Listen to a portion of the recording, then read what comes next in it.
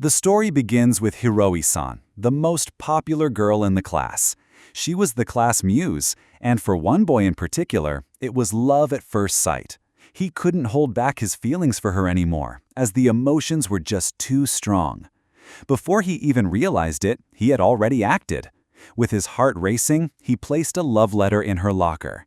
It was the only way he could finally express his feelings to her.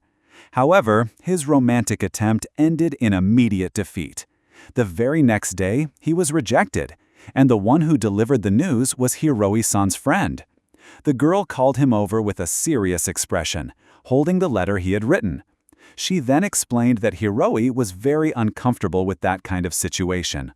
Heartbroken, he remained alone in the empty classroom. He tried to convince himself that he had already known this would happen. After all, she was the class muse, the most admired girl by everyone.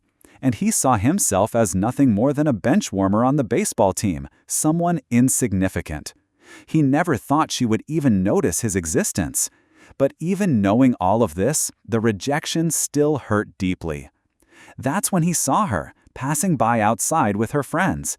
His face filled with pain upon seeing her, and only one name echoed in his mind: Hiroi-san. Suddenly, Hiroi-san's friend returned and slammed her hand on his desk. She demanded to know why he wasn't giving up, since he had already been rejected. She called him pathetic and told him to stop looking at her friends with those teary eyes. The boy, Sonaki, could only say he understood, calling the girl by her name, Ichizono. Trying to escape the situation, Sonaki gathered his things to go home. He promised he wouldn't bother Hiroi-san anymore. Ichizono remained silent, simply watching him hurry out of the classroom. To his surprise, Ichizono called him back, asking him to wait. She then criticized his approach, saying that sending a love letter was way too delicate. If he really wanted to win a girl over, he should have been bolder, like a real man. Sonaki was shocked, replying that if he had done something like that, he would have been arrested on the spot. He tried to defend his actions, explaining how much effort he had put into writing that letter. Ichizono then revealed the truth. Hiroi hadn't even read the letter. She explained that he had been rejected with total disregard, and accepting that would make it easier for him to move on. She then started listing absolutely everything she thought was wrong with him. His hair, his clothes, even his height were harshly criticized. She complained about how he always told the same stories, his low grades, and his messy desk. His loud voice when talking to friends, the way he acted around girls, and even how he held his chopsticks were pointed out as flaws. The list of shortcomings seemed endless, leaving poor Sonaki completely frozen under the verbal assault. After unloading all of that, Ichizono suddenly stopped, as if she had lost track. She tried to remember what they had been talking about, a bit awkwardly. Then, with a smile, she concluded that it was only natural for him to be rejected, and so he didn't need to worry about it. Finally, Sonaki couldn't take it anymore, and exploded in a cry of pure anguish.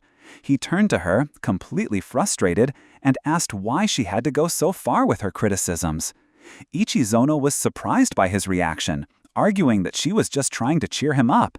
She even added his anger to the list of flaws, and confessed that she only got involved because she felt responsible. Sonaki tried to calm down, accepting that there was nothing he could do about the letter not being read. With tears in his eyes, he explained the real reason behind his pain. Hiroi didn't have to send a friend to reject him. If it was going to end that way, he wished she had done it herself. Ichizono, annoyed at seeing him cry again, suddenly seemed to have an idea. She said that if he was that frustrated, then he should surpass Hiroi herself. Pointing at him with conviction, she shouted that he needed to make Hiroi regret rejecting him.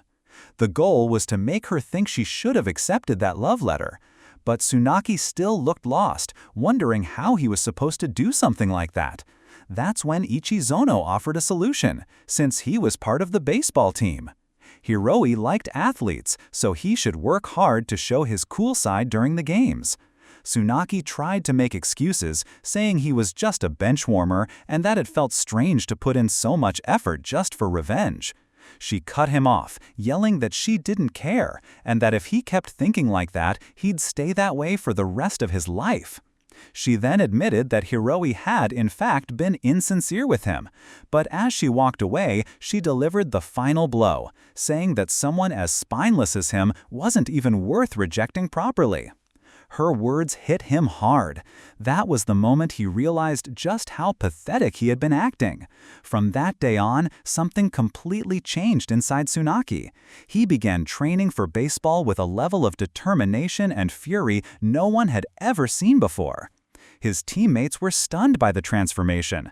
They wondered why this boy, who used to be so bad, was suddenly putting in so much effort. Watching the fire in his eyes, one teammate made a spot-on guess.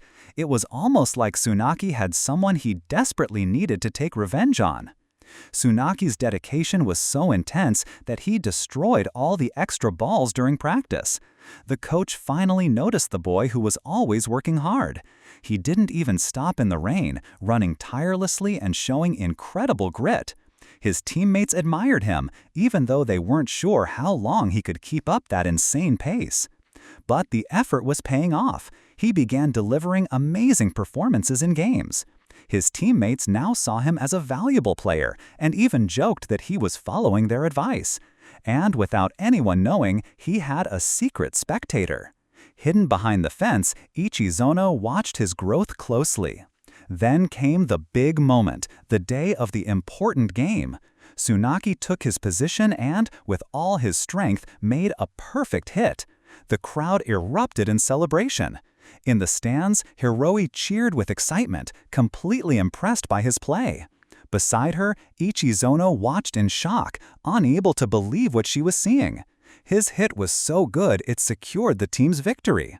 His teammates welcomed him like a hero, congratulating him for the game-winning play. The team captain was already looking forward to the future, excited about finally avenging last year's loss. Sonaki thanked them but apologized as well. He promised to keep working hard, but in his mind, his goal was different.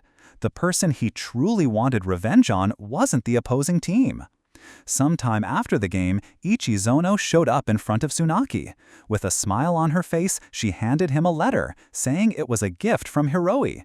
Sonaki was in shock, unable to react. She explained that it was more of a fan letter than a love letter, congratulating him on his success. With a satisfied look, she asked if he felt better now. After all, he had achieved his goal and gotten revenge in the most impressive way possible. She told him that now he could choose whoever he wanted, and even offered to personally deliver a rejection to Hiroi. Sonaki, on the other hand, looked flustered and tried to explain that fame wasn't the reason he had worked so hard. Ichizono laughed at his response, insisting that she couldn't fool her. She confidently said she knew the truth all along. His true motivation was to get revenge on Hiroi. Seeing his reaction, Ichizono began to walk away, advising him to wait a few days before making any big decisions.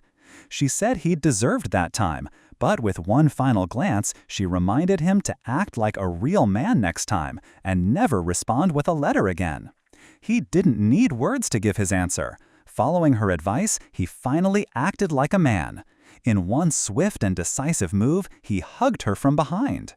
Ichizono froze completely, her eyes wide in pure surprise. Speechless, she called him an idiot, her face blushing red. She tried to say he was mistaken, that he was going after the wrong person. But he refused to let go, now fully in control of the situation. He said he would only release her on one condition, that she finally admit he was cool. She teased him with one final challenge. With their faces very close, she gave him a kiss on the cheek. Then she explained her reason. If he didn't let go, she wouldn't be able to turn and kiss him properly. At that moment, somewhere nearby, a friend was lost. Ichizono gave him one last playful tease, wearing a victorious smile. A real man, she said, should never let a girl kiss him first.